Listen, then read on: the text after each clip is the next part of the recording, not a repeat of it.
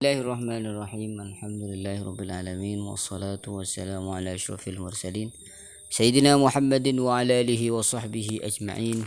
Qala al-musannifu ma yahrumu ala man intaqada wudu'uhu.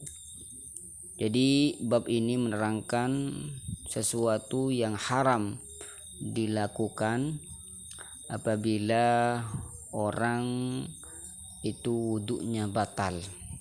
Yahrumu ala man intaqadah, yahrumu haram ala man atas orang intaqadah yang rusak wudu'uhu apa wudu'nya man.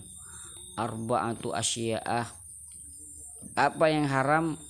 Arba'atu asya'ah, ada 4 perkara, di mana 4 perkara ini haram dilakukan oleh orang yang wudu'nya batal. Yang pertama adalah as-shalah. Jadi orang yang wudunya batal maka tidak boleh sholat. Andai kata ia sholat, tetap sholatnya tidak sah.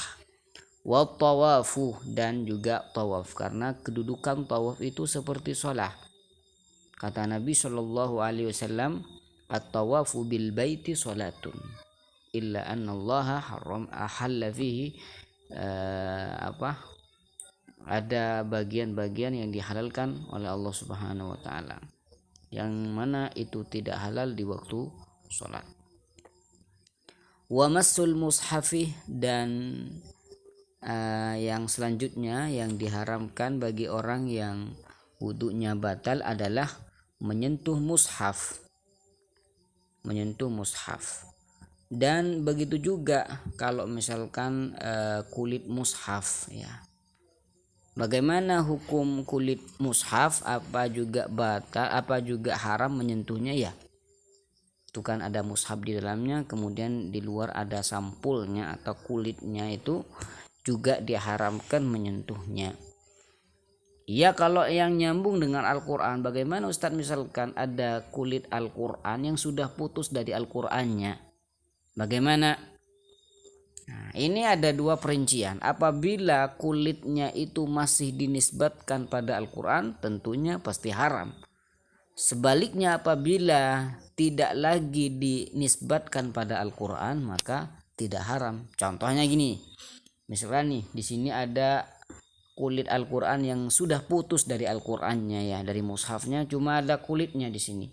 Lalu ada orang bertanya pada saya, ini apa nih? Kalau saya mengatakan ini kulit Al-Quran, saya taruh di sini di atas karena ini kulit Al-Quran, berarti kulit ini masih dinisbatkan pada Al-Quran. Maka ketika kulit ini masih dinisbatkan pada Al-Quran, maka tentunya haram.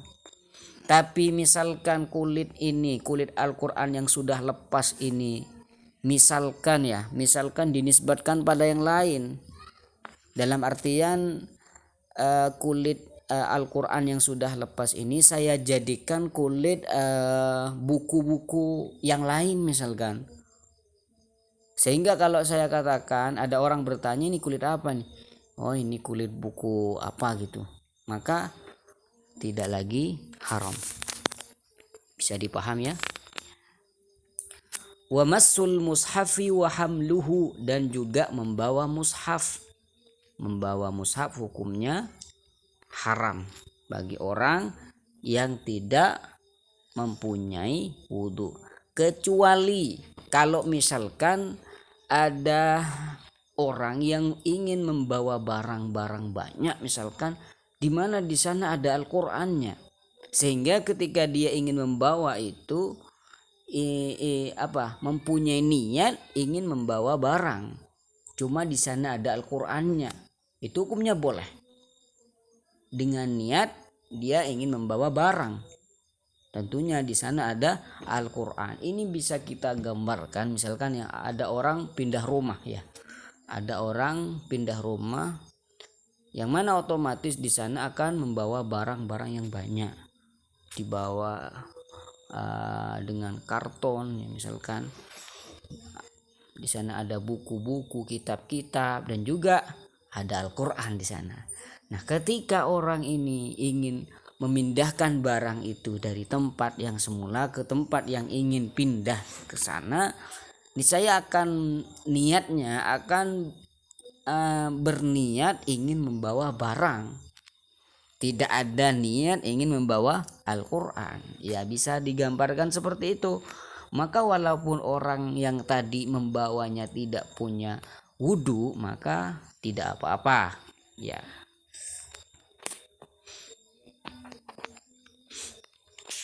Wahamluhu, membawa mushaf ya. Setelah itu kita pindah ke pembahasan al-ghusl. Ada ghuslun, ada ghuslun.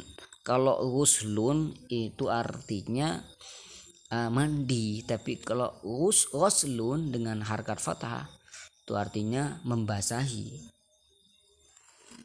Al-ghuslu lughatan as-sayalan. Al-ghuslu yang dikatakan ghusl lughatan secara bahasa adalah as-sayalan, itu mengalirkan atau mengalir. Air mengalir itu namanya ghuslun dalam bahasa. Tapi dalam syariat punya arti lain. Kalau misalkan syariat nih mengatakan wajib alaikal ghuslu, kamu wajib ghuslu. Apa maksud syariat ghuslu di sini? Artinya adalah sayalanul ma'i ala jami'il badani biniyatin makhsusatin, adalah menyiramkan air ke seluruh badan dari atas ke bawah, tapi dengan menggunakan niat khusus. Misalkan saya mandi dengan niat menghilangkan hadas besar misalkan. Jadi orang ini akan membasahi sekucur tubuhnya dengan niat ingin menghilangkan hadas besar, maka itu namanya ghuslun atau mandi besar yang wajib. Apa saja hal-hal yang mewajibkan orang itu mandi besar? Nah, kita akan bahas di pertemuan yang akan datang. Wassallallahu ala sayyidina Muhammadin wa ala alihi washabbihi wasallam tasliman katsira walhamdulillahi rabbil alamin.